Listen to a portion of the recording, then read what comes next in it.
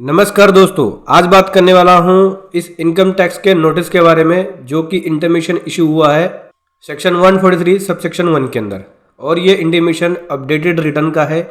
Updated return में अब demand आना शुरू हो गया है और जो रिलीफ होता है 87A का रीबेट होता है वो भी नहीं मिल रहा है और डिमांड बन रही है अपडेटेड रिटर्न में। कैसे डिमांड बन रही है, क्या सॉल्यूशन होगा इस डिमांड के अंदर में, क्या करें और किस हिसाब से हम अपने आने वाली अपडेटेड रिटर्न को फाइल करें, हमारा डिमांड नहीं बने। चलिए समझेंगे। बहुत कुछ सीखने को आपको मिलेगा, बहुत कुछ समझने को मिलेगा। उससे पहले बताना चाहूँगा, जो भी भाई बंधु मेरे चैनल पे पहली बार है, इस वीडियो को पहली बार देख रहे हैं, जिन्होंने अभी तक सब्सक्राइब नहीं किया सब्सक्राइब कर लीजिए, साथ ही साथ बेल आइकन पे भी क्लिक कर लीजिए ताकि इस तरह का कंटेंट आपको मिलता रहे। दोस्तों देखो हुआ क्या है, 18,410 रुपये की डिमांड रेज कर दी है। इस पर्सन ने अपनी ITR फाइल करी अपडेटेड रिटर्न में।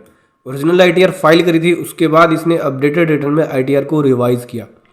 रिवाइज करने के बाद इसने अपनी अपडेटेड इनकम 4,86,000 दिखाई, जिसके बाद इसके ऊपर एडिशनल टैक्स लाइबिलिटी इसने अपना ये दिखाया, एडिशनल टैक्स लाइबिलिटी को पे कर दिया। लेकिन जो ITR की कंप्यूटेशन की गई डिपार्टमेंट के द्वारा, उसके अंदर टैक्स लाइबिलिटी इन्होंने 19,413 निकाला और जो 1,000 रुपये आपने पे किया उसको लेस करके 18,413 रुपये बोल दिया कि भाई भरना है। भरना क्यों है, चलिए नीचे दिखाता हूँ। देखो यहाँ पे कैलकुलेट किया, यहाँ बोलते हैं कि आपने अदर सोर्स से इनकम दिखाई 1,000 रुपये की, ठीक है। यहाँ भी 1,000 रुपये, ठीक है, जो 143(1) के अंदर कैलकुलेशन हुई, तो टोटल एडिशनल इनकम 1,000 की दोनों में है। यहाँ आपने अपडेटेड में दिखाया 486 की इनकम, यहाँ भी 486 की इनकम। अमाउंट पेबल कितना बना, यहाँ आपने दिखाया 1,000 रुपये, लेकिन यहाँ अमाउंट पेबल जो बना वो 3,541 रुपये, जो कि 87 का रीबेट मिलने के बाद ये अमाउंट ज़ीरो हो जाना चाहिए था। लेकिन क्या हुआ, रीबेट नहीं मिला, क्योंकि अगली लाइन आप देखोगे, अगली लाइन में क्या कर रहे हैं, ये बोलते हैं कि जो लास्ट रिटर्न के अंदर आपने रिफंड लिया उसको भी जोड़ा जाएगा, क्योंकि जो रिफंड मिला था आपको वो रीबेट लेस करने के बाद मिला था। लेकिन जो लास्ट रिटर्न के अंदर आपने रीबेट लिया और जो करंट की लायबिलिटी बनी, अगर उसको जोड़ेंगे तो वो रीबेट लिमिट को क्रॉस कर रहा है। जैसे कि इसने 12,190 का रीबेट पहले से ले लिया था, करंट के अंदर टैक्स 3,541 बना, तो जो पहले वाला रीबेट था अगर उसको जोड़ा जाए और इसको जोड़ा जाए तो 12,500 को क्रॉस कर रहा है। इसका मतलब आपको जो रीबेट मिला है वो रीबेट नहीं मिलेगा, क्योंकि जो लास्ट रिफंड लिया था आपने वो रीबेट आपको इतना मिल चुका था 12,190। करंट की जो ITR फाइल हुई अपडेटेड वाली उसमें 3,541 बना, तो जो पहला पुराना वाला रीबेट मिला आपको रिफंड के रूप में वो और करंट का टैक्स जोड़ के 12,500 से क्रॉस हो रहा है। इस वजह से यहाँ पे इनकी एडिशनल टैक्स लायबिलिटी बन गई है। हालांकि इसके ऊपर कोई क्लैरिफिकेशन नहीं है, लेकिन जो मैंने ITR फाइल करी है और जो जिसको ऑब्जर्व किया है, इस क्लाइंट की ITR को स्टडी किया और इसको ऑब्जर्व किया है कि लास्ट रिटर्न में इसने 12,190 का रिफंड लिया था, वो रिफंड पूरा जोड़ रहे हैं ये और करंट का टैक्स जोड़ रहे हैं, जो कि लिमिट को क्रॉस कर रहा है, क्योंकि 12,190 का फिर रिफंड नहीं बनेगा।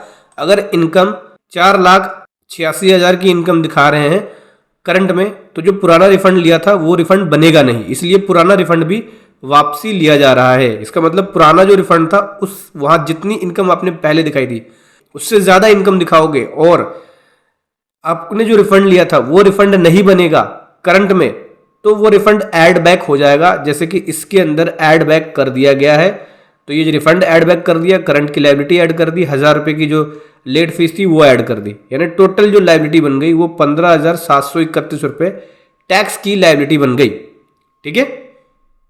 इन case refund has been issue, उस केस में जिस केस में रिफंड इशू कर दिया गया है, तो 15,731 का टोटल टैक्स लायबिलिटी बन गई और इसके ऊपर लगता है फिर एडिशनल लायबिलिटी। अगर आप updated return up to 12 month में करते हो तो 25% और 12 मंथ के बाद करते हो 12 से 24 मंथ तो 50% की पेनल्टी लगती है। तो यहाँ पे अगर देखा जाए तो लगभग यहाँ देखा जाए तो लगभग 25% के आसपास पेनल्टी लगा रखी है, 25% के आसपास की पेनल्टी लगा रखी है। फिर जो 1,000 रुपये पे कर दिया वो लेस हो गया, यानी टोटल लायबिलिटी जो बन गई है वो 18,000 ₹410 की बन चुकी है। यानी कि कोई अगर पुराना रिफंड लिया है तो वो ऐड बैक कर दिया जाएगा करंट के टैक्स में अपडेटेड रिटर्न में, और उसके ऊपर एडिशनल पेनल्टी भी लगाई जाएगी। अब ऐसे केस में करे तो क्या करें? देखो, जब भी आप ITR फाइल करो, न्यू ITR फाइल कर रहे हो, पहले कभी नहीं किया, फिर तो कोई दिक्कत नहीं है क्योंकि पहले आपने रिफंड ही नहीं लिया होगा।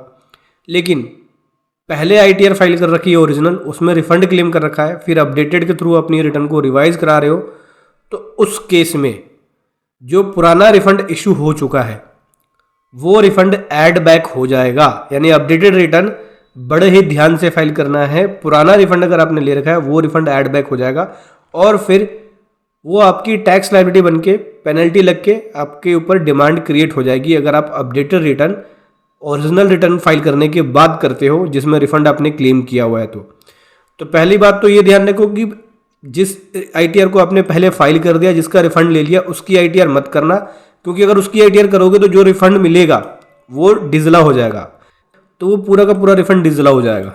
ठीक है, न्यू ITR फाइल कर रहे हैं लोग, जिसने पहले फाइल नहीं किया अपडेटेड के थ्रू न्यू कर रहे हैं, फिर तो कोई प्रॉब्लम नहीं आएगी। लेकिन जो रिवाइज करा रहा है, पहले फाइल किया था, रिफंड लिया था, उसको प्रॉब्लम आएगी, उसको इस प्रकार से डिमांड क्रिएट हो जाएगी। ठीक है, तो एक तो इसके अंदर डिमांड भरने के लिए टाइम लिमिट देते हैं, और साथ ही साथ बोलते हैं कि भैया इसके ऊपर इंटरेस्ट भी कैलकुलेट होगा। 30 डेज का टाइम दिया, इंटरेस्ट भी कैलकुलेट होगा। और अगर आपको लगता है कि नहीं भाई ये गलत है, तो इसके लिए आप रेक्टिफिकेशन भी फाइल कर सकते हैं अंडर सेक्शन 154 के अंदर। ठीक है, रेक्टिफिकेशन ITR या रेक्टिफाइड ITR फाइल कर सकते हो आप सेक्शन 154 के अंदर, अपडेटेड रिटर्न के बाद भी। ठीक है, इस ऑर्डर के अगेंस्ट में। तो ये एक अपडेट था जो मैं आपके सामने लेकर आया। वीडियो कैसी लगी ज़रूर बताएं। Thank you so much. जय हिंद, वंदे मातरम।